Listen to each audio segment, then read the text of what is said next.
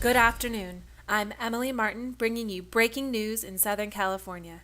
Riots have broken out all over Los Angeles. Crews in the area report that a zombie apocalypse has occurred. Let's go live to Steve Bridges with a report. Are we transmitting? Are we transmitting? Point the camera at me. Point it at me. Just roll. Okay, things are out of control down below. The city of Los Angeles is like a war zone. These creatures, these zombies or whatever the hell they are swarming the city. People are dying in the streets by the thousands. And the freeways, right now the freeways are hopelessly clogged. There is no way out of the city. We had to come up here into the Hollywood Hills just to find some refuge. I think we're safe for the moment, but I'm not going to stay long. Right now, the LAPD has pulled out of South Central Los Angeles entirely and is trying to form a defensive perimeter around Beverly Hills. But I don't know how they're going to stop these things. If you're hearing me, stay away from Los Angeles. The city is out of control. The city is lost. Avoid Los Angeles at all costs. Thank you, Steve. Stay tuned for a special edition newscast on the zombie apocalypse, Los Angeles.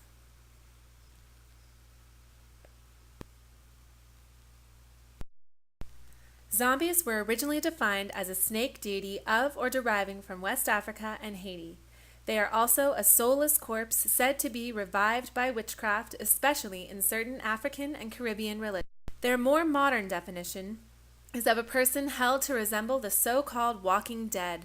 They are especially automatic, or a person markedly strange in appearance or... Zombies have voodoo roots, but voodooism has been misrepresented by Hollywood. The notion of voodoo practitioners sticking pins into dolls and performing seances that turn people into zombies is nothing but folklore.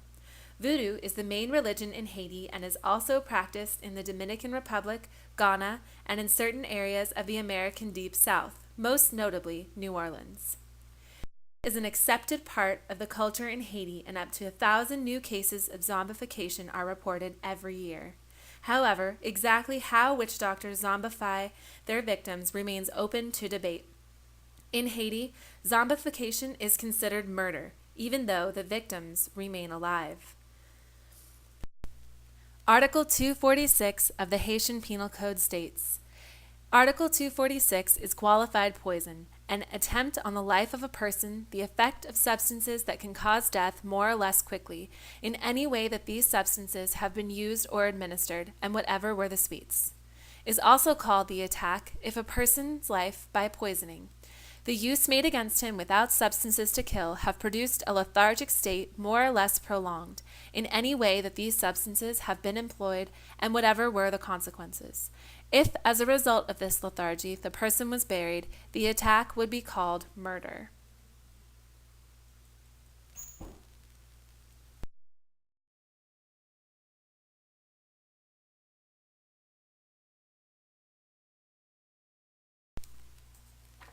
Haitian clergy attribute the creation of zombies to sorcery. The voodoo religion makes a distinction between the physical body, the animating principle, and agency, awareness, and memory. When zombifying someone, the voodoo witch doctor extracts the animating principle of the victim and retains it in an earthenware jar where it is then referred to as zombie astral. Scientists, on the other hand, consider zombification to be a result of poisoning, and there are reports that sorcerers use a white powder called coupe poudre to zombify their victims. In the early 1980s, Wade Davis, an anthropologist and ethnobotanist from Harvard University, traveled to Haiti to interview witch doctors and collected 8 samples of the zombie powder from 4 different regions of the country. Davis determined that the common ingredient was tetrodotoxin, found primarily in tree frogs, and a tetralatoxin, which is found in pufferfish. Slaves who practiced voodoo would often make a family member look dead to save them from being sold to another plantation. A specific case details the story of Clairvius Narcisse, who claimed to be a zombie of someone who had died 18 years before. Pronounced dead by physicians, upon his return to his family, he was proven by a psychiatrist to be Narcisse. The most famous documented case of a zombie is the story of Clairvius Narcisse. It not only provoked much speculation in Haiti, but intrigued researchers in the rest of the world. On April 30th, 1962, Clairvius Narcisse arrived at Albert Schweitzer Hospital in Haiti complaining of fever and body aches. Ok, nous avons un patient qui est venu à l'hôpital là, Narcisse Clervius. Il était venu à l'hôpital là, il a consulté lui, après ça il est mort. His two attending physicians, both American trained, pronounced Clervius Narcisse dead, and he was buried the next day.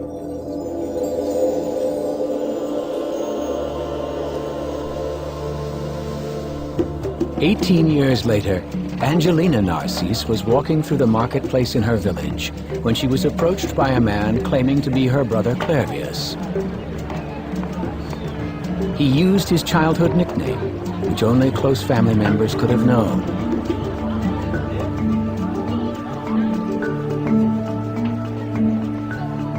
He told her of his ordeal so many years ago. As he lay in his hospital bed, unable to move, he remained aware of all the events unfolding around him. He heard the doctors' voices pronounce his death,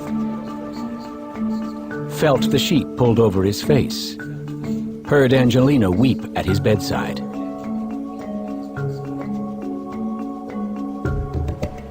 Time passed. Suddenly the coffin lid was thrown open.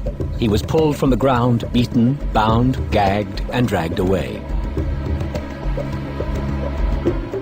Narcisse ended up on a sugar plantation where he and other men like him were made to work in the fields. According to Haitian folklore, he was a zombie.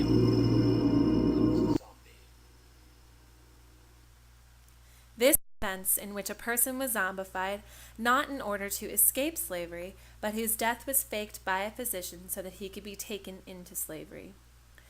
The contemporary perception of a zombie is the Hollywood version of a victim of a virus who turns people into a flesh-eating monster. Where is the connection between these two similar yet intrinsically different species?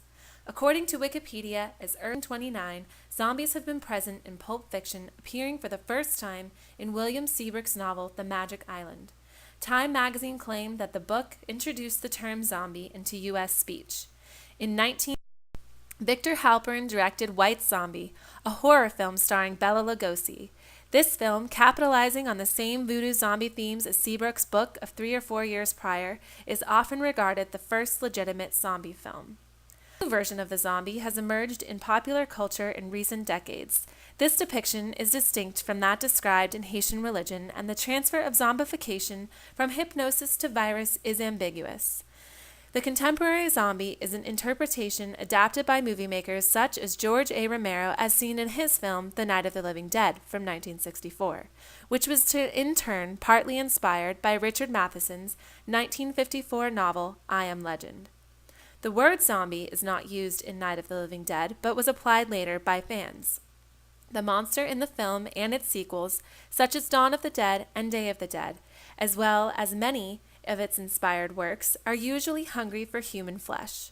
Sometimes they are victims of a illness causing the dead to reanimate or the living to behave in this way, but oftentimes there is no cause given in the story. Although this modern monster bears some superficial resemblance to the Haitian zombie tradition, its links to such folklore are unclear, and many consider George A. Romero to be the progenitor of its creature. Zombie fiction is now a sizable subgenre of horror, usually describing a breakdown of civilization occurring when most of the population become flesh-eating zombies, starting a zombie apocalypse.